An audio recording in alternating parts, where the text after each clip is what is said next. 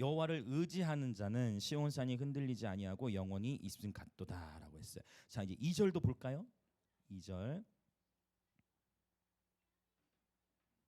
자, 2절 보겠습니다. 시작. 산들이 예루살렘을 두른 것 같이 여호와께서 그의 백성을 지금부터 영원까지 두르시리로다. 아멘. 산들이 여호와를 두른 것 같이, 이제는 자, 분명히 1절에서는 예배자를 산으로 비유를 했는데 2절에서는요, 누가 산처럼 비유돼요? 2절에서는 산들이 예루살렘을 두른 것 같이, 그렇지, 여호와께서 산으로 비유되는 거예요. 맞죠? 여호와께서 산으로. 1절에서는 예배자를 시온산으로 비유했고 2절에서는 산들이 예루살렘을 두른 것 같이, 실제로 예루살렘은 산들로 둘러싸여져 있어요. 그래서 예루살렘은 천연의 요새라고 했어요. 지금도 사실 이스라엘과 하마스 전쟁들이 이렇게 있는데 이스라엘, 예루살렘 천연의 요새였어요. 자, 근데 이 단어가 되게 흥미로워요. 그 백성을 지금부터 영원까지 두시리로다라고 했는데, 이 두시리로다라는 단어가 나차르라는 단어를 쓰는데, 이 나차르가 지키다라는 의미도 있지만 흥미롭게도 이런 단어, 망보다. 자, 그러니까 이런 거예요. 하나님께서 산들이 예루살렘을 두른 것 같이 여호와께서 백성을 지금부터 영원까지, 하나님께서 백성들 여기 있고 하나님께서 얘들아 거기 있어, 내가 망볼게. 하나님께서 저와 여러분을 지켜 보호하시면서 뭐 하신다는 거예요? 망본다는 거예요. 자, 옆에 계신 분들 인사합시다. 하나님께서 우리를 위해 망보고 계십니다. 네. 아주 적나라한 번역이지만 적나라한 번역이지만 하나님께서, 여러분 이거 얼마나 큰 위로입니까? 하나님께서 진짜 저와 여러분을 불꽃 같은 눈동자로 다 지켜보고 계시면서 망보시고, 그러면 해결된 거 아닙니까? 할렐루야. 주님이 망보시는 거예요. 우리는 자고 있을 때도, 그러니까 시편 또 122편이 121편에 나와 있죠. 여호와는 졸지도 않으시고 우리는 졸고 자는데 우리 주님은 졸지도 않으시고 주무시도 않으시고 뭐 하시는 거예요? 망보고 계시는 거예요. 그러니까 하나님 앞에서 피곤하다라는 얘기를 하면 안 돼요. 하나님 앞에서 피곤하다, 힘들다. 우리는 그래 졸고 자는데 우리 주님은 졸지도 않고 주무시도 않아. 그러니까 하나님 앞에서 피곤하다 하면 안 될 것 같아. 하나님, 그 주님이 저를 지켜 보호하신다는 것입니다. 할렐루야. 그것도 한순간만이 아니라 바로 영원까지. 할렐루야. 이 말씀을 취하시길 축복합니다. 아멘. 자, 그런데 이제 한 군데 우리 이사야 26장을 잠깐 한번 보고 오고 싶습니다. 이사야 26장. 시편 오늘 본문을 접어 놓으시고요. 이사야 26장 3절 4절을 한번 읽겠습니다. 이 본문을 왜 읽냐면 125편 1절에서 여호와를 의지하다, 이 바타크라는 의지하다라는 단어가 똑같은 바타라는 단어가 이 이사야 26장 3절에 쓰였어요. 자, 이사야 26장 3절에서는 신뢰하다라는 의미로 쓰였는데요. 26장 3절과 4절 같이 읽어보겠습니다. 시작. 주께서 심지가 견고한 자를 평강하고 평강하도록 지키시리니, 또 나찰, 이는 그가 주를 신뢰함이니이다. 너희는 여호와를 영원히 신뢰하라. 주 여호와는 영원한 반석이심이로다. 그러니까 지금 시편 125편과 이사야 26장 3절에 똑같은 단어가 두 번 쓰여지는 거예요. 한국어로 번역은 다르게 표현되어졌지만 바로 여호와를 의지한다라는 표현, 이사야 26장에서는 여호와를 신뢰하다, 주를 신뢰하라는 거예요. 그리고 그가 평강하고 평강하도록 지키시리라, 두루시리라, 지키시리라. 히브리어로는 똑같이 나차르라는 단어를 썼어요. 같은 단어인데 한국어로 번역이 다르게 된 거예요. 그래서 그 뭐냐면 동일한 걸 하나님 말씀하신 거예요. 하나님께서는 여호와를 신뢰하는 자, 여호와를 의지하는 자를 샬롬 샬롬. 히브리어 원문으로 보면 여기는 평강하고 평강하도록인데 이걸 어떻게 번역할까 학자들이 많이 고민했을 거예요. 평강하도록, 평강하고 평강하도록, 이걸 원래는 원문이 어떻게 되냐면 그냥 명사로 그냥 샬롬 샬롬, 샬롬을 두 번 썼어요. 자, 한 번 더 우리 주변에 계신 분 인사합시다. 샬롬 샬롬. 아멘. 그래서 선포할 때 여러분 생각하고 선포하는 거예요. 샬롬을 외칠 때 뭐가 끝난 상태를 선포하는 거다? 전쟁이 끝난 걸 선포. 종전 선언하는 것이다. 1세기 도시국가에서. 도시국가 이제 우리는 종전 협정을 맺는다 할 때 에이렌을 썼다는 거예요. 그러니까 샬롬 전쟁이 끝나는 거예요. 근데 바로 심지가 견고한 자, 여호와를 온전히 신뢰하는 예배자를 주께서 평강하고 평강하도록 지키신다라고 말씀하셨습니다. 여러분 날마다 여호와를 신뢰하는 예배자를 되시길 축복합니다. 아멘. 자, 이제 시편 125편으로 다시 돌아와서 자, 3절 4절 같이 읽겠습니다. 시작. 악인의 규가 의인들의 땅에서는 그 권세를 누리지 못하리니 이는 의인들로 하여금 죄악에 손을 대지 아니하게 함이로다. 여호와여 선한 자들과 마음이 정직한 자들에게 선대하소서. 5절까지 더 읽을게요. 시작. 자기의 굽은 길로 치우치는 자들은 여호와께서 죄를 범하는 자들과 함께 다니게 하시리로다. 이스라엘에게는 평강이 있을지다. 완전히 연결되죠. 평강 단어까지 났죠. 아까 전에 바탁, 나찰, 그 다음에 샬롬. 이 이사야 26장 3절 4절과 시편 125편이 굉장히 밀접하게 연결돼 있어요. 자, 지금 우리 5절까지 다 읽었는데요. 여기서 대조해 볼 만한 그런 그러니까 두 갈래의 길로 지금 갈려지고 있는 거거든요. 자, 여호와를 의지하는 자가 있고 여호와를 의지하는 자하고 대조되는 게 뭐냐면 5절에 나와 있어요. 맞습니다. 네, 자기 그대로 표현을 적어보자면 자기의 굽은 길로 치우치는 자. 자, 이제 여러분 한번 대조해 보는 거예요 우리가. 자, 그러면 3절을 어떻게 대조할 수 있죠? 자, 여기는 의인들의 땅, 여기는요 악인들의 규라고 표현돼 있어요. 규는 지파 또는 지팡이를 나타내는 단어예요. 자, 그 다음에 또 4절을 통해서 보자면 선한 자, 또 뭐가 있죠? 마음이 정직한 자, 마음이 정직한 자. 자, 그 다음에 반대쪽에 또 대조해 보면 죄를 범하는 자들. 그래서 우리가 항상 성경을 읽을 때 자주 범하는 실수는 뭐냐면 나는 의인이야, 너는 너 나를 힘들게 했어, 너는 악인이야, 나는 의인이야, 이렇게만 생각하는 할 수가 있는데 오늘 저와 여러분이 의인의 삶을 살더라도 내일 악인의 행동을 할 수 있다. 그래서 선줄로 생각할 때 깨어 있어야 되고 늘 깨어서 겸손히 하나님과 동행하는 것이 너무 중요하다라는 거예요. 네. 자, 이 부분을 이제 지금 대조를 했는데요. 이 자기의 굽은 길로 치우치는 자라는 표현이 있어요. 이게 아칼이라는 단어, 아칼칼이라는 단어가 되게 어려워. 아칼칼이라는 단어인데 이 단어가 히브리어로는 2번 쓰여진 단어인데 사사기 5장 6절에서 나와요. 거기서 야엘의 날에는 대로가 비었고 길의 행인들은 오솔길로 다녔도다. 그래서 지금 이제 길에 대한 이야기를 또 오늘 이렇게 하려고 합니다. 자, 길에 대한 이야기가 나왔어요. 길, 우리가 마가복음에서는 사실 길이 굉장히 중요해요.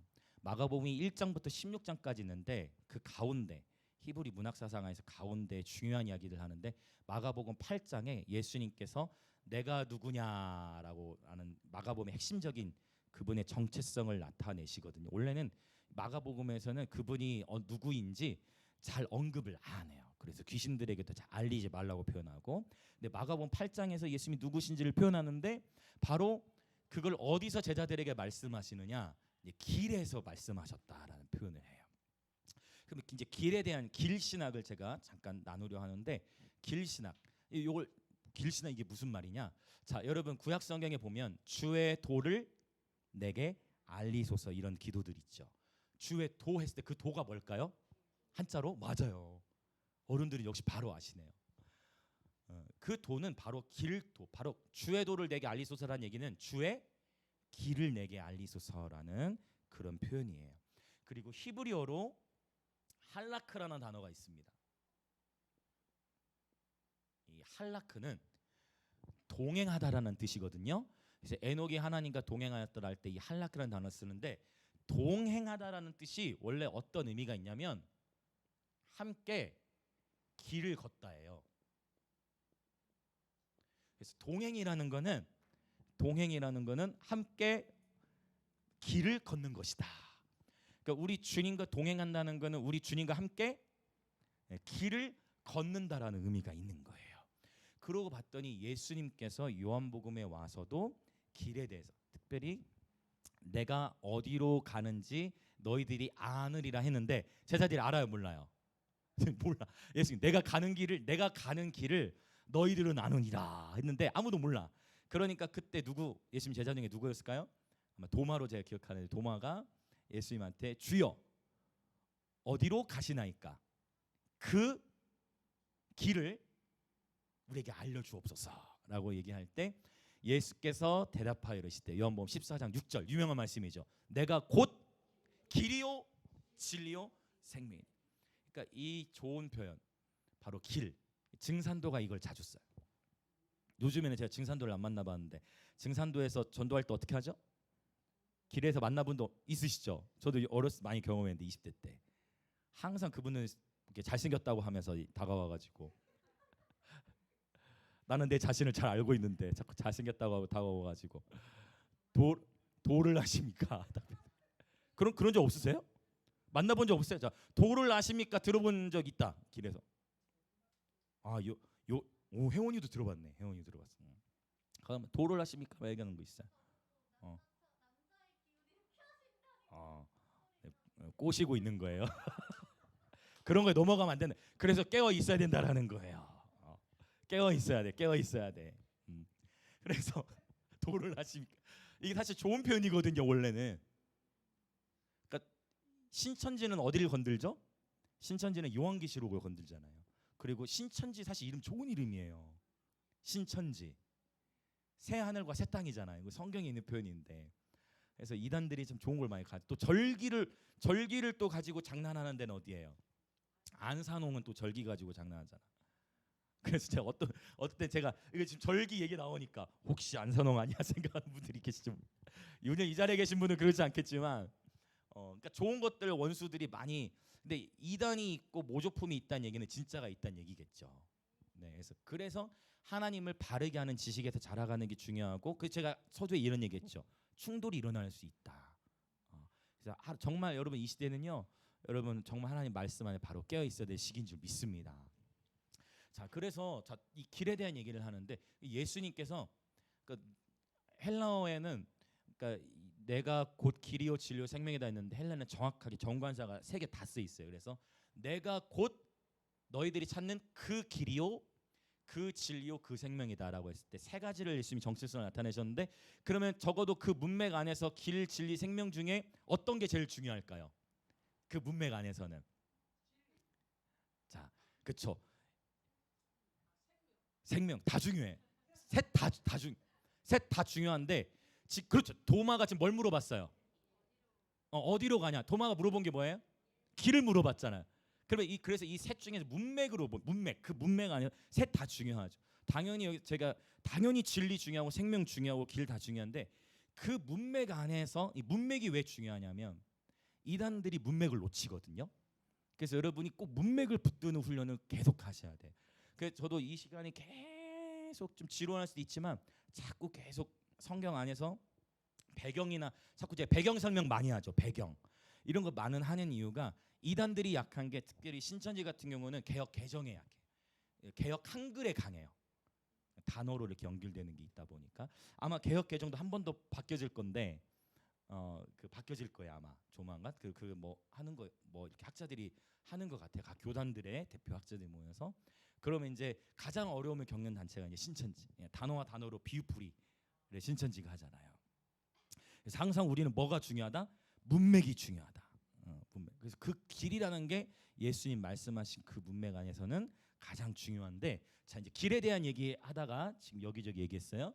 자, 그러면 이제 여호와를 의지하는 자와 자기의 굽은 길로 치우치는 자가 알려지는데 마지막 때 정말 중요한 성경이 있으니 바로 계시록 앞에 있는 유다서예요. 제가 이 유다서 한 장밖에 없지만 6주에 걸쳐서 유다서를 강의한 적이 있는데 대부분 유다서 설교를 못 들어보셨을 거예요. 근데 유다서가 정말 중요해요. 마지막 때 특별히 유다서에서는 에녹서도 언급을 하고 있고, 이 유다서가 왜 중요하냐? 이 길에 대한 아주 중요한 가치를 유다서에서 설교하고 있기 때문이에요. 그러면 유다서에 세 가지가 나오는데 이것도 한번 찾아봅시다. 지금 처음 들으신 분들이 좀 오늘 계신 것 같아서 보통 같으면 그냥 제가 칠판에 쓰고 넘어갈 건데 유다서 1장, 네, 유다서는 한 장밖에 없습니다. 유다서 1장 11절. 유다서 1장 11절을 읽어보겠습니다. 사실 바울도 이 길에 대해서 얘기했어요. 고린도전서 12장에 보면은 여러 은사들에서 쭉 설명하다가 12장 마지막 절에 내가 가장 좋은 뭐라고 돼 있죠? 기억하시면 내가 가장 좋은 길을 너희에게 제시하겠다. 그렇죠. 결국 길신학. 제가 붙여봤어요. 길신학. 가장 좋은 길 이제 고린도 13장의 사랑으로 쭉 연결되는 거예요. 자, 유다서 11절 한번 읽어보겠습니다. 시작. 화 있을진저 이 사람들이여 가인의 길에 행하였으며 삭슬 위하여 발람의 어그러진 길로 몰려갔으며 고라의 패역을 따라가 멸망을 받았도다. 고라의 패역을 따라가다가 멸망을 받은 거예요. 그래서 세 가지 길이 나와요. 유다서의 첫 번째 길이 뭡니까? 크게 주셔서 감사합니다. 가인의 길, 그 다음에 발람의, 자, 이 어그러짐과 치우치는 이 같은 의미입니다. 네, 언어적으로 연결돼 이해되시나요? 가인 자기의 굽은 길로 치우치는 발람의 어그러짐. 자, 그 다음에 하나가 더 있어요. 고라의 패역을 따라간다. 이 세 가지. 그래서 가인의 길이라고 했을 때는 가인이 자기 동생 아벨을 죽였어요. 왜 죽였죠? 가인의 마음 안에 사실 여러분 가인도 예배자였습니다. 맞죠? 제가 루시퍼 종종 얘기하죠. 예배자가 타락하면 답이 없다. 예배자가 타락하면 정말 이건 답이 없다. 루시퍼가 그랬듯 가인도 예배자였잖아요. 가인도 예배를 드렸고 아벨도 예배를 드렸는데 예배자가 예배자를 죽였어요. 왜? 가인의 마음 안에 뭐를 해결하지 않았어요? 미움, 다툼, 노래대로 가봅시다. 미움, 다툼, 시기, 질투. 이걸 가인이 해결하지 못했어요. 예배는 드리는데 예배 시간에 와서 예배는 드리는데 마음 안에 있는 미움, 다툼, 시기, 질투를 해결하지를 못하니까 결국 그 미움, 다툼, 시기, 질투가 어떻게 됐어요? 살인으로 이어졌어요. 맞죠? 그래서 마지막 때 저와 여러분이 예배자 중보자로 부름을 받았는데 저와 여러분의 마음이 오늘 하나님 마지막에 그 선포를 하게 하신 것 같아요. 이 시간 다시 한번 선포하면 하나님께서 저와 여러분 안에 돌같이 굳은 마음을 제하시고 오늘 또 새 영 새 마음을 부으시는 주님을 찬양합니다. 주의 임재는 우리의 마음을 부드럽게 해요. 예수님의 마음은 마태복음 11장 예수님의 마음은 온유하고 겸손하세요.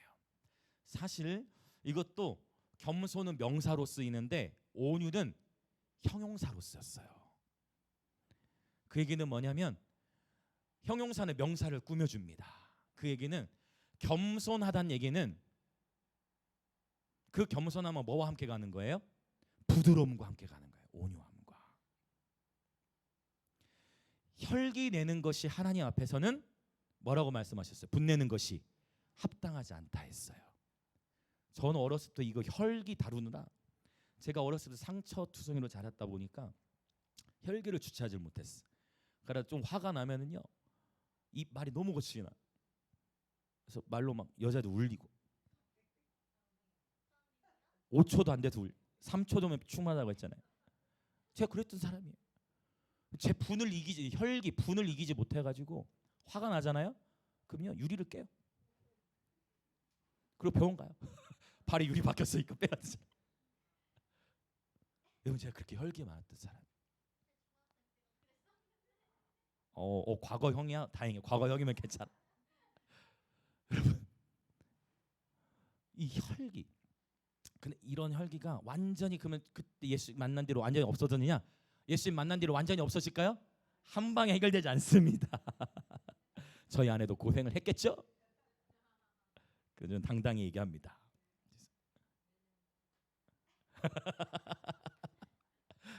여러분, 이 혈기의 문제. 그런데 계속 우리는 그래서 바울이 얘기하잖아. 나는 날마다 죽노라. 예수 그리스도 안에서 우리는 날마다 우리의 자아를 부인하고 어린 양 예수님을 따라가는 거예요. 아멘. 할렐루야. 그러나 이제 저는 여러분, 저는 이빨 다 빠진 호랑이와 같이 있어요. 교회에서도 마찬가지. 제 나름대로 그렇게 생각하는데 예수님을 닮아갔어. 그러나 분명히 선포할 때는 담대해야 돼요. 이게 반대로 되면 안 돼. 예배 때는 아무것도 못 하는데 평소에 삶에서 혈기가 나온다. 그러면 안 되는 건데, 모든 사람으로 더불어 거룩함과 화평함을 추구하면서 예배 때는 할렐루야. 예배 때는 전쟁을 하는 것입니다. 할렐루야. 그렇죠? 예배 때 여러분 풀어놓는 거예요. 하나님을 예배하는 데 있어서는 모든 걸 걸어 전심을 다 예배하고, 사랑과의 관계 안에서는 여러분 지는 것이 이기는 거예요. 그래서 자존심을 벗어버리고 주존심으로 살아가는 것입니다. 네. 이게 이제 어렵죠. 원수 갚는 것이 내게 있다. 내가 원수 갚는 것보다 하나님께서 갚으시도록 놔두는 것이 지혜로워요. 할렐루야. 저는 이 말씀을 제 삶에 너무나, 제가 여기서 다 나눌 수 없어요. 원수 갚는 것이 하나님께 있어서 제 삶에서 너무 많이 경험했어요. 제가 원수 갚지 않고 하나님께만 올려드렸는데, 제가 다 말할 수 없는 하나님이 하나님의 방식으로 행하신 일들을 너무 많이 봐서 저는 계속 뭐 하냐면 계속 축복해요. 계속. 무슨 의미인지 이해되십니까? 제가 무슨 말인지 아시는 분들이 있을 거예요. 네. 계속 축복해요. 계속 축복하면 정말 계속 축복해요. 이게 여러 번 나눴죠. 의지적으로 축복하고 용서하면 용서가 되어져요. 하나님이 긍휼을 부어주십니다. 그래야 중보자의 삶이 돼요. 중보자는 잘 들어보세요. 분노를 지닌 채 중보하면 안 돼요.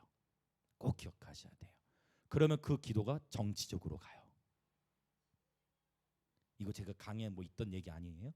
꼭 기억하셔야 돼요. 분노를 해결하지 않은 채 중보를 하면 그 중보가 정치적으로 흐를 수도 있고, 그 중보가 주님의 긍휼이 아니라 그 중보가 여러분 하나님의 마음 안에, 하나님은 그 기도도 귀히 여기시겠지만 하나님 먼저 다루기 원하시는 것은 저와 여러분의 마음이 가시들이 제거되고 길가와 같은 마음이 깨져서 부드러워지고, 할렐루야. 또 뭐가 있습니까? 무거운 돌들, 근심 걱정은 뭐 무거운 돌들이 제하여지고 옥토밭과 같이 되기를 원하십니다. 아멘. 그 작업을 우리는 찬양을 통해 하는 거예요. 옆에 계시면 한번 또 선포합시다. 유다가 밭을 갑니다. 유다가 무슨 뜻이에요? 찬양이란 뜻이잖아요. 그러니까 왜 앞에서 우리 찬양을 해요? 찬양하면서 축제하면서 우리 마음이 기경되는 거예요. 우리 마음밭이 갈아지는 거예요. 그러니까 찬양을 풍성하게 드리다가 경배로 들어갈 때 주님과의 인카운트로 들어갈 그런 어떤 기회가 되어지는 것이죠. 네. 찬양으로 마음이 풀어지지 않은 상태에서 처음부터는 주님 사랑합니다 이 고백해도 안 풀어져요.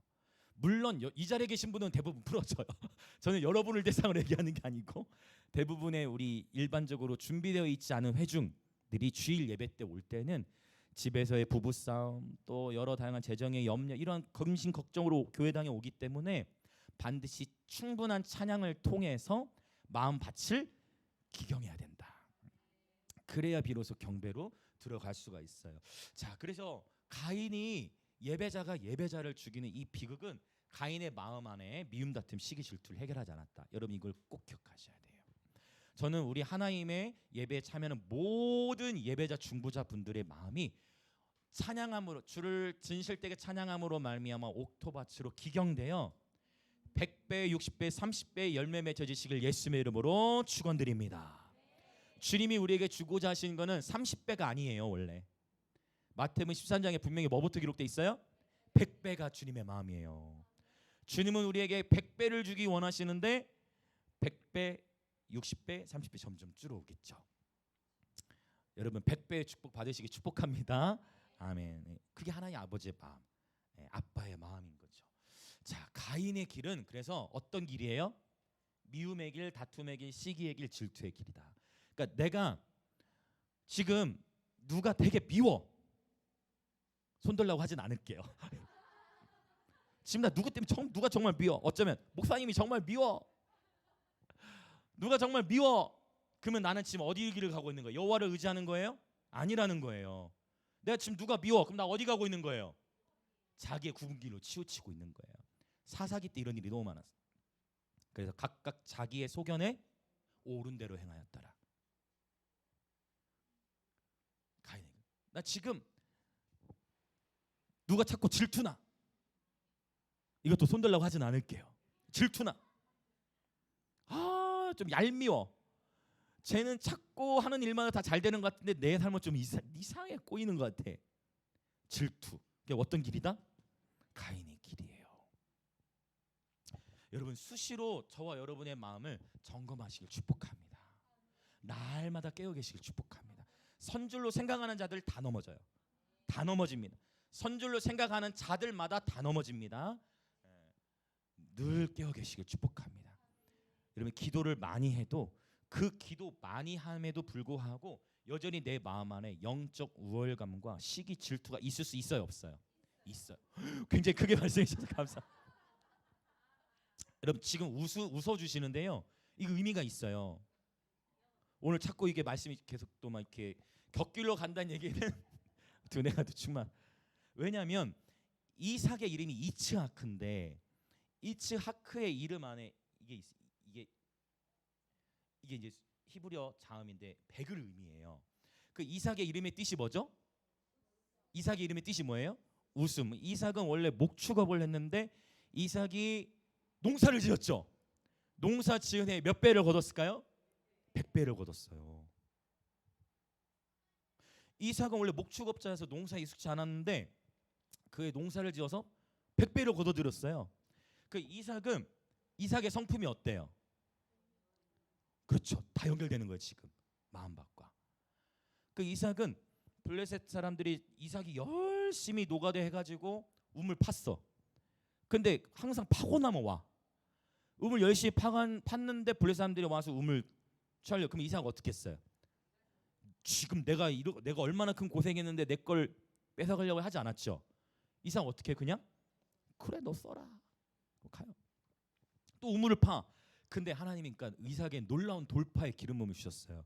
여러분 저와 여러분의 삶의 돌파를 위한 가장 기초적인 열쇠는 성품을 다지는 거예요.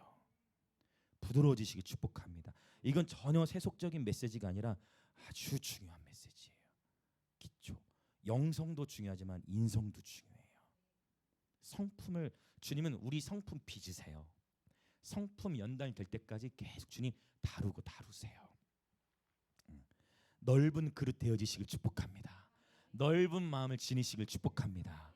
이삭의 이름의 뜻에도 100이라는 게 있지만 농사를 때 100배로 얻어서 계속 우물. 또 파면은 또 와서 또 파고 나면 와.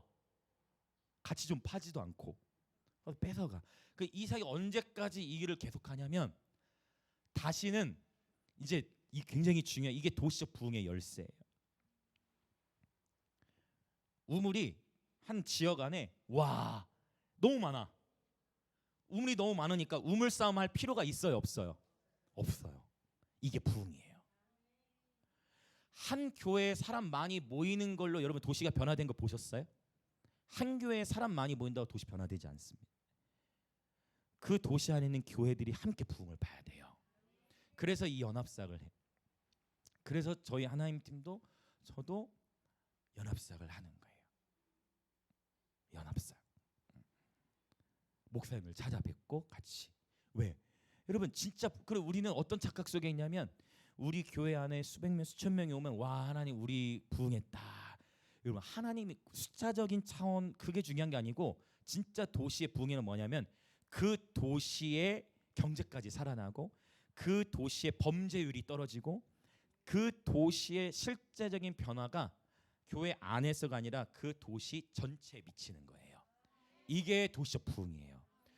이러한 차원의 일들이 김해 땅에 일어나게 될 것을 예수님의 이름으로 선포합니다. 아멘 아멘 감사합니다.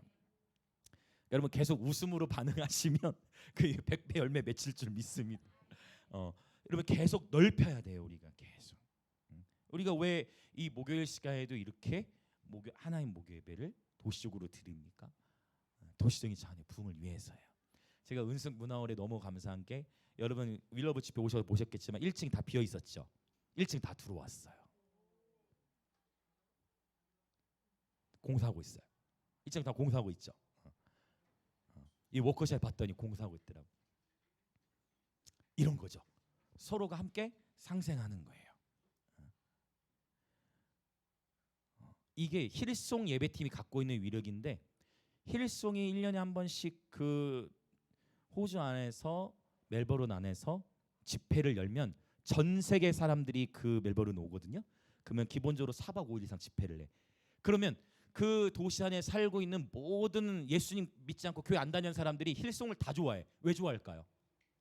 경제가 살아버리니까. 전 세계 사람들이 4박 5일 동안 그 호주로 다 모이니까 숙박업이 살고 음식점들이 살고. 무슨 말 이해되시죠? 그러니까 그 멜버른 사는 사람들은 힐송을 교회 안 다녀도 좋아해요, 안 좋아해요? 좋아하는 거예요. 이게 부흥이라는 거예요. 그러니까 이러한 흐름이 이제 우리가 그러면 원하는 건 뭐냐? 일어나는 흐름이 부분적으로 있었는데 끝나지 않는 부흥을 원한다. 그러려면 목회자들 안에서도 예배자들 안에서도 뭐가 없어야 돼요? 시기와 질투가 없어야 되고 욕심 없어야 돼요. 이게 굉장히 중요해요. 더 섬기고 더 낮아지고. 자, 가인의 길 이걸 늘 경계하셔야 됩니다. 정말 오늘 기도하시면서 내가 사실 좀 질투의 마음이 있었는데 하신 분이 있으면 여러분 주님 앞에서 오늘 회개함으로 돌파하시길 축복합니다. 미움의 마음 조금도 미움을 허락하지 마시고 여러분 용서와 축복으로 나아가시길 축복합니다. 아멘. 미움 다툼 시기 질투 벗어버려야 돼. 자, 그 다음에 뭐가 나와요? 발람의 어그러진 길. 왜 어그러졌을까요? 이게 11절에서 언급하고 있어요. 왜 어그러졌을까요? 어그러진 이유가 나와요. 이 시대에 어쩜 그렇게 이게 지금 2000년 전에 기록된 말씀인데 어떻게 우리 삶에 너무 똑같은지 모르겠어요. 그거예요. 삭슬 위하여. 그러니까 어그러진 이유는 뭐냐면 돈 때문에. 돈 때문에 어그러져요. 관계가 어그러지는 것도 돈 때문에 어그러질 수 있고 돈을 사랑하는 마음이 사실 그것 좀 과장된 거예요. 원래 율법은 613가지인데 그 정도로 엄격하게 선언하는 거예요. 돈을 사랑함이 일만하게 뿌리된다 했어요. 원래 율법은 613 죄 품목을 613가지로 유대인 정리하는데 하도 바울이 너무 이게 민감한 이슈고 하니까 아예 일만학을 사랑함에 뿌리가 된다. 돈은 범사에 이용된다고 했죠. 돈은 필요해요. 그러나 하나님과 재물을 겸하여 섬길 수. 자, 이게 기가 막혀. 하나님과 재물을 겸하여 섬길 수 없다라는 말씀이 어디에 나옵니까? 사복음서 중에 어디 나올까요? 마태복음에 나와요. 마태의 직업은 세리. 뭐 만지는 사람? 돈 만지는 사람.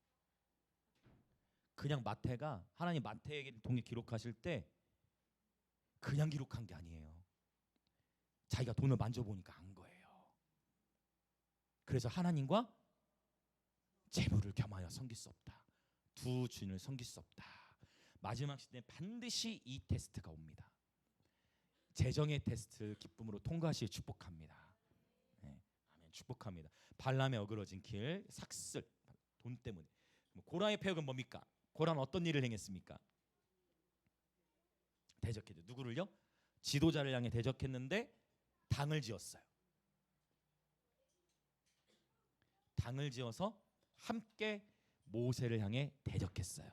이것이 하나님 보시기에 옳지 않아서 땅이 입을 벌려서 삼켜버렸어요.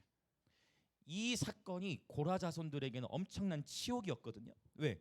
사람들이 고라의 자손들 보고 뭐라고 해? 계속 이 저주받은 자손들 하고 얼마나 비아냥거렸겠어요. 그런데 고라 자손이 어떻게 가문의 저주를 돌파했다? 자, 이제 시편으로 이제 돌아와서 다시 본론 들어갈게요. 자, 다시 시편으로. 자, 어디를 보냐면 고라자손의 시를 하나 보겠습니다. 84편. 고라자손은 어떻게 돌파를 했을까? 84편 10절, 11절, 12절인데요. 우리는 10절만 읽읍시다. 나중에 여러분이 더 보세요. 고라자손이 가문의 저주를 어떻게 돌파했는가? 10절만 읽어봅시다. 시작. 주의 궁정에서의 한 날이 다른 곳에서의 첫날보다 나은즉 악인의 장막에 사는 것보다 내 하나님의 성전 문지기로 있는 것이 좋사오니. 할렐루야. 고라자손은 예배로 가문의 저주를 돌파한 거예요. 할렐루야. 여러분, 예배로 돌파하시기 축복합니다. 예배자는 예배를 통해 치유를 경험하고 예배자는 예배를 통해 돌파를 경험하는 줄 믿습니다. 아멘. 고라자손이 그렇게 가문의 저주를 극복했어요. 그래서 고라의 폐역, 단을 짓는 것을 하나님은 기뻐하지 않으세요. 네. 아멘. 타이밍이 너무 좋네. 어쩜 이렇게 절묘한 타이밍이 있어.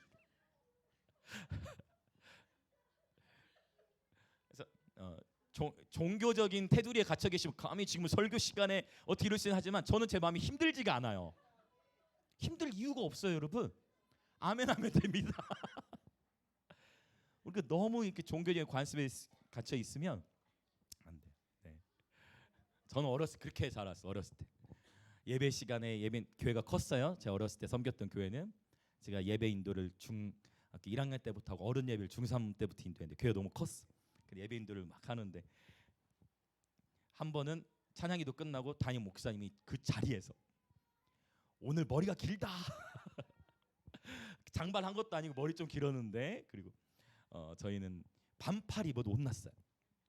어렸을 때부터 저는 정장을 입고 살았다 보니 오히려 지금 목사가 된 이후에 정장을 더 안 입는 것 같아. 공식적으로 어떤 모임에 갔을 때 주로 이제 입고. 본질, 경건의 모양이 아니라 경건의 능력이 중요한 것입니다. 그러나 물론 이 경건의 모양도 갖춰야 할 때와 장소 당연히 있습니다. 그렇죠. 그래서 그런 부분은 어떤 문화적 상대성이죠. 그 문화에 맞게 충분히 유두리 있게 행할 수 있는 것 같아요. 예수님께서 말씀하시기를 어린아이들이 내게로 오는 것을 금하지 말라 말씀하셨습니다. 자, 이제 그러면 다시 본문으로 돌아와서 125편을 이제 마무리하려고 합니다. 자, 그럼 이제 우리의 질문은 좋아요. 이제 배웠어요. 자, 여호와를 의지해야 되는 것도 알고, 자, 자기 굽은 길로 치우치면 안 되는 것도 알았어요. 가인의 길, 발람의 어그러진 길, 고라의 폐역으로 가면 안 된다라는 것도 우리는 이미 다 나눴습니다. 그럼 좀 더 구체적으로 하나 길신학에 있어서 이제 결정체. 그러면 어떻게 의지만 가지고 말고 어떻게 우리가 나의 굽은 길로 치우치지 않을 수 있는가? 어떻게 가인의 길로 가지 않을 수 있는가? 어떻게 발람의 어그러진 길로 가지 않고 어떻게 고라의 폐역으로 들어가지 않을 수 있는가? 이 부분을 우리가 정확하게 한번 정리하고 이제 기도하려고 합니다. 자, 이게 125편 이야기인데 이제 119편 한 절을 읽어보겠습니다. 105절을 읽겠습니다. 119편 105절. 자, 같이 읽겠습니다. 시작. 주의 말씀은 내 발의 등이요 내 길의 빛이니이다. 아멘. 이게 키예요. 주의 말씀은 내 발의 등이다. 저는 어렸을 때 이 내 발의 등이라는 게 발등을 얘기하는 줄 알았어요. 내 발의 등이라고 하니까 이 발등을 의미하나? 이상하다. 주님의 말씀이 어떻게 발등이지?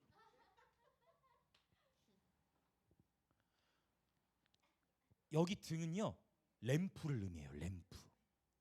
우리식으로 얘기하면 손전등. 그러면 형광등이 아니에요. 형광등이 아니에요. 램프예요.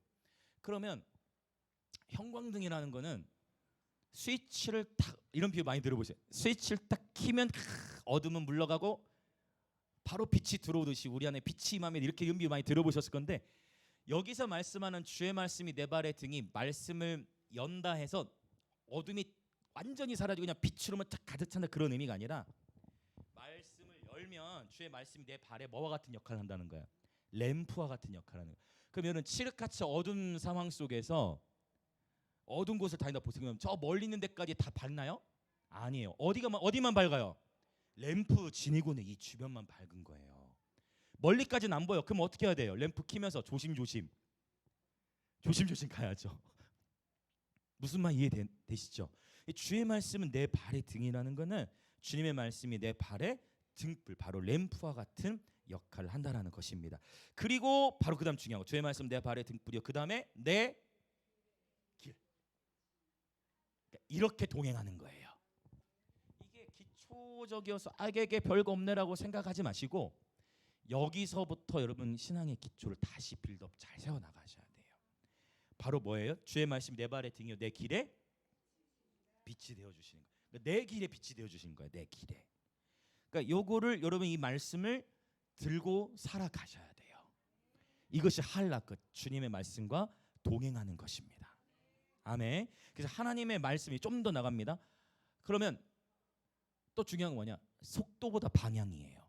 이게 뭐냐면 내가 하루에 몇 장을 읽느냐. 물론 일반적으로 목사님들 대부분이 공통적으로 하루에 10장 읽으면 좋다라고 얘기는 해요. 그러나 그 장수가 중요한 본질이 아니고 중요한 건 날마다 이 말씀을 뭐 하는 게 중요하다. 읽고 묵상하고 선포하는 게 중요하다. 할 수만 있으면 암송까지 가면 계속 말씀을 읽는 거예요. 그리고 말씀을 뭐 하는 거예요? 묵상은 읊조리다는 의미가 있고 그 다음에 또 헬라적으로 어떤 의미도 있냐면 생각하다라는 의미가 있어요. 자, 하나님의 말씀은 하나님과 우리와의 대화요 관계인데요. 좀 더 한 부분 더 언급하고 기도하려고 하는데 제가 예전에 그런 표현들을 이렇게 들었던 것 같아요. 어떤 목사님께서 말씀하시기를 생각 없이 말씀을 읽으라고 했다는 표현을 제가 들었는데 저는 그 의견을 존중합니다. 내 생각을 빼고 그냥 성경을 쭉 읽으라는 그 표현도 존중하는데요. 저는 그 부분에 동의는 되지 않습니다. 왜냐하면 그 얘기인즉슨 생각을 바꾸지 않겠다는 거예요. 제 얘기는 뭐냐면 하나님의 말씀을 생각 없이 읽기보다 이 말씀이 나에게 무엇을 말씀하시는가를 생각하시길 축복합니다. 그래야 생각의 변화가 일어나요. 회개는 생각을 버리는 것이 아니라 생각을 바꾸는 거예요. 메타노이아. 회개라는 거는 바꾸는 거예요. 관역을 조정하는 거예요. 그래서 예전에 제가 기도에 대해서도 나눈 적이 있어요. 예수의 이름이 능력이지만 예수의 이름을 주문처럼 사용하는 것이 아니라 무슨 말 이해되시죠? 말씀도 주문이 아니에요. 무슨 말 이해되시죠? 이 말씀 주문이 아니고 이 말씀은 우리에게 생명이고 관계입니다. 하나님을 읽는 거예요. 무슨 말 이해되시나요? 하나님을 읽는 거예요. 하나님과의 대화입니다. 그러면 입장을 바꿔 생각해 봅시다. 하나님하고 우리하고 대화를 해. 근데 우리는 대화를 어떻게 해? 대화를 생각 없이 하는 게 좋겠어요? 아니면 하나님의 마음을 헤아리면서 음미하면서 대화하는 게 좋겠어요? 무슨 말 이해되시죠? 그래서 이 하나님의 말씀 반드시 이 말씀 속에서 무엇을 말씀하시는가를 생각하는 힘을 길러야 돼요. 그래야 삶이 변화되지 주문 외우는 것으로는 삶이 바뀌어지지 않아요. 이게 되시나요? 네, 정말 정중하게 말씀드려요. 하나님의 말씀은 주문이 아니다. 하나님의 말씀은 생명이다. 하나님의 말씀은 하나님과의 교제로 들어가는 통로이기 때문에 말씀을 읽으면서 수시로 우리의 생각을 교정해 나가야 돼요. 그렇지 않으면 my way, 독불장군으로 가요. 여러분 정말 하나님의 말씀을 우리는 하나님과 교제요, 대화요, 관계로 생각하는 것입니다. 자꾸 길어지는데 이거 간증을 하나 더 나눌게요. 하나님의 말씀을 읽고 하나님의 말씀으로 하나님과 교제하다 보면 반드시 이 말씀 속에서 하나님의 생명을 경험케 하시는데 저희 교회에 고3 아이가 있어요. 이 고3 아이가 얼마 전에 대학교 면접을 봤어요. 근데 요즘에는 대학은 웬만하면 경쟁률이 낮지만 이 아이가 가려고 했던 대학은 경쟁률이 9대1. 그래가지고 9대1이니까 근데 이제 면접이 중요한데 이 고3 친구는 면접에 굉장히 자신이 있는 친구였어요. 말을 또 잘해. 그래도 이제 자기가 긴장이 되니까 이제 저랑 같이 연습을 한번 하겠다고 해서 목사님 도와달라고 해서 한번 연습했어요. 예상 질문 딱 던져가면서 연습 다 하고 했는데 이 친구가 연습도 잘했는데 면접을 보러 갔어요. 근데 면접을 자기 생각한 만큼 예기치 못할 질문이 나가요. 자기 생각하는 것만큼 잘 못 본 거야. 그래 주일날 왔는데 애가 시무룩해. 자기 면접 못 봤다는 거야. 시무룩해 있어. 그러는 가운데에 그날 이 고3 아이와 함께 제가 나눠야 했던 본문이 있었어요. 그 본문이 어디 있느냐? 출애굽기 4장. 그 어떻게 나오느냐? 출애굽기 4장 10절부터 12절 내용인데 딱 정확히 출애굽기 4장 10절. 이제 우리 같이 나눔 시작한 거 아이고 면접 보느라 수고했다 이렇게 나눈 거예요. 그렇게 하고 같이 말씀을 딱 열었는데 출애굽기 4장 10절이 이렇게 나. 모세가 여호와께 아뢰되 오 주여 나는 본래 말을 잘 하지 못한 자이나이다. 갑자기 이게 나오니까 저기 불 켜져 있나? 불 켜져. 갑자기 이 본문이 나오니까 목사님 제 손이 떨려요. 오 주여 나는 본래 말을 잘 못하는 자니이다. 읽지 못하더라고요. 손을 떨고 있더라고. 그러더니 계속 읽어나가는 거야. 주께서 주의 종에게 소리내서 읽는 거야. 생각하는 거죠. 주께서 주의 종에게 명령하신 후에도 역시 그러하니 나는 입이 뻣뻣하고 혀가 좀 여기서 이제 울기 시작하는 거야. 생각하는 거죠. 거기서 변화가 일어나는 거예요. 그 하나님의 감동을 무시하지 말고 멈춰서 하나님의 감동을 받아야 돼요. 무슨 말이 되시죠? 하나님의 말씀은 주문이 아닙니다. 하나님 그래서 여기서 얘가 눈물 닦고 있어. 그러더니 11절 여호와께서 그에게 이르시되 누가 사람의 입을 지었느냐 막 눈물 닦고 있어. 누가 말 못 듣는 자나 못 듣는 자나 눈 밝은 자나 맹인이 되게 목소리가 막 커져. 나 여호와가 아니냐. 이제 가라. 내가 내 입과 함께 있어서 할 말을 가르치리라. 막 축복 기도를 해줬어요. 하나님 오늘 우리 누구누구에게 하나님께서 말씀을 표적으로 보셨는데 하나님 말씀과 이게 바로 말씀과 입맞춤이에요. 그 아이가 말씀과 입맞춘 하나님 평생의 이 아들을 붙드시고 말씀으로 인도하여 주옵소서 하고 기도했는데 다음날 연락이 왔어. 전화 왔는데 제가 학교에 있으니까 전화 못 받았는데 카톡으로 연락이 왔어요. 목사님 어떻게 왔을까요? 합격했어요.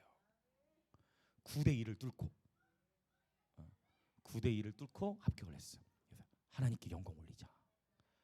자기 입으로 고백한 하나님이 하셨다라고 고백하더라고. 할렐루야. 이것은 하나의 단순한 예의지만 하나님의 말씀을 늘 읽고 묵상하는 그러면 목사님 매일마다 그런 일이 일어나냐? 그렇진 않아요. 매일마다 이런 일이 일어나진 않아. 그러나 제가 뭘 말씀드리냐면 꾸준함, 신실함, 매일 여러분이 내가 또 좋아하는 본문으로만 가지 말고 꾸준히 좀 성경 어렵다 하면은 마태복음부터 시작하면 딱 좋아요. 신약부터 꾸준히 날마다 여러분이 정한 분량으로 말씀으로 교제하다 보면 반드시 하나님의 말씀 안에서 공명이 일어나며 경험해요. 그때 우리 삶이 변화됩니다.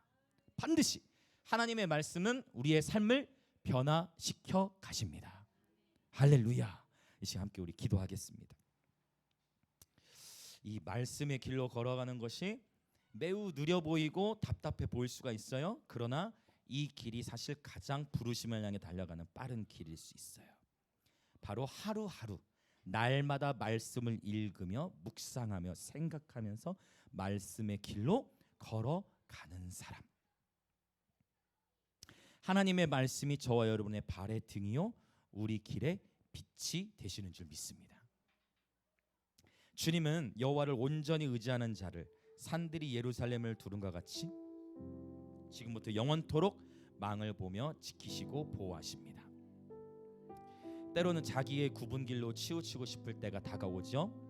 그러나 굽은 길로 치우치지 않으려면 우리는 날마다 이 말씀의 길을 걸으며 주님과 친밀하게 동행해야만 합니다. 그래서 이 시간 기도할 때 하나님 우리의 모든 인생길의 여정을 아시는 주님, 우리가 날마다 하나님의 말씀의 길로 행하여 주님과 친밀히 동행하는 예배자의 삶이 되게 하여 주옵소서. 주의 말씀이 내 발의 등이요 내 길의 빛이 되심을 고백합니다.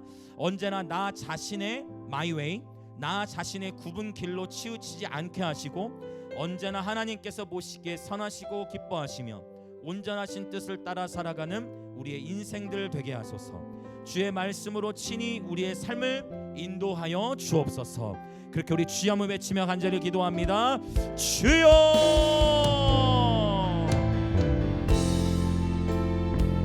아멘.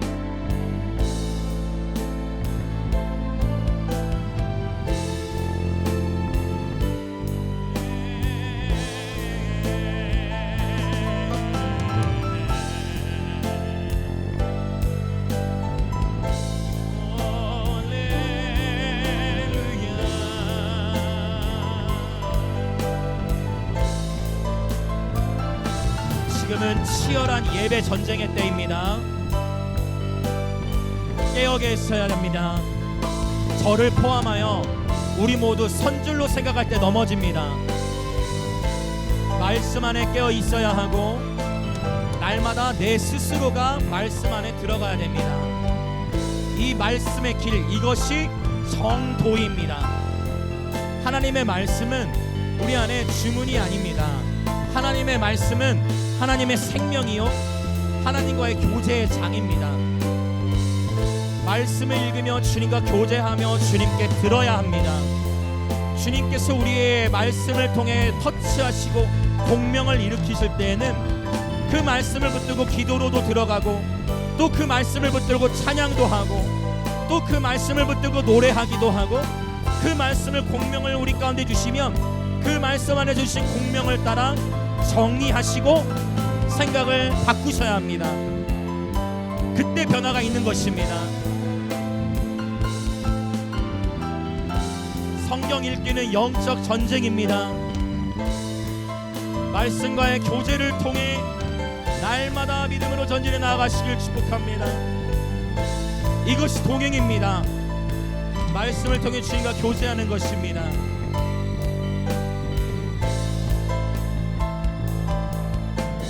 아멘 아멘 아멘 아멘 아멘 아멘 아멘 아멘 아멘.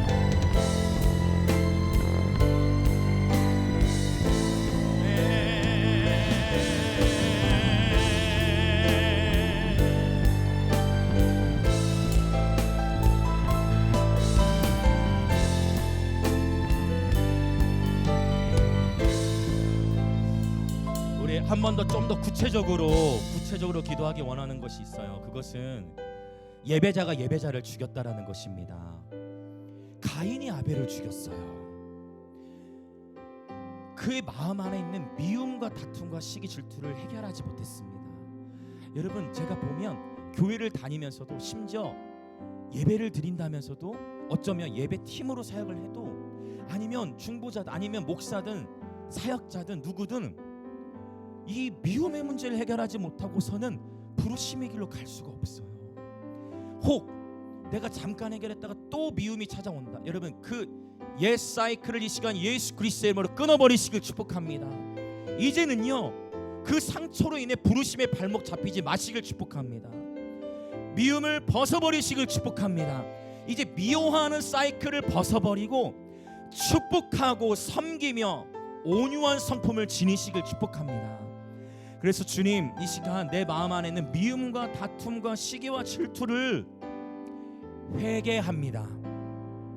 나도 모르게 용납했던 미움, 그러나 처음에는 용납했지만 이제는 내 마음 안에 자리 잡은 미움, 시기, 질투, 다툼을 회개합니다. 주님, 돈을 사랑하는 마음, 어그러진 길, 돈을 사랑하는 마음을 회개합니다. 고라의 폐역, 지도자를 향한 대적 또는 당을 지음의 문제를 주님 회개합니다. 나는 나의 삶의 어그러진 길을 거부합니다. 오직 예수께서만이 나의 바로 가야 할 바로 그 길이 되심을 선포합니다. 그렇게 주여 한번 외치시며 회개하며 기도합시다. 주여,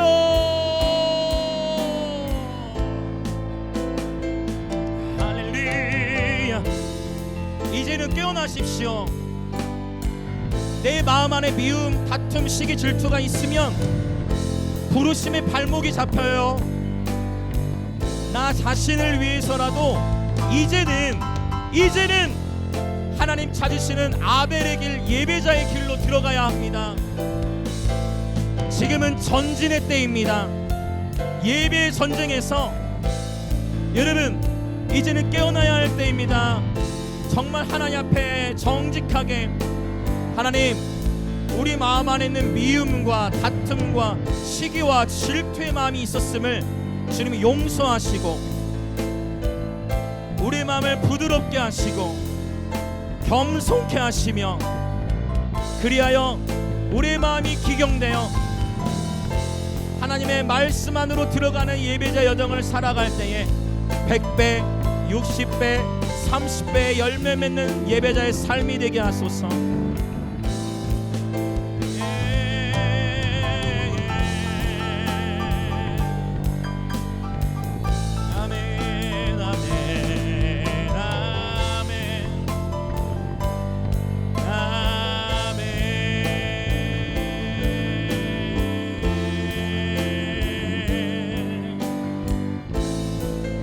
아멘. 우리 계속 성령 안에서 계속 기도하도록 하겠습니다.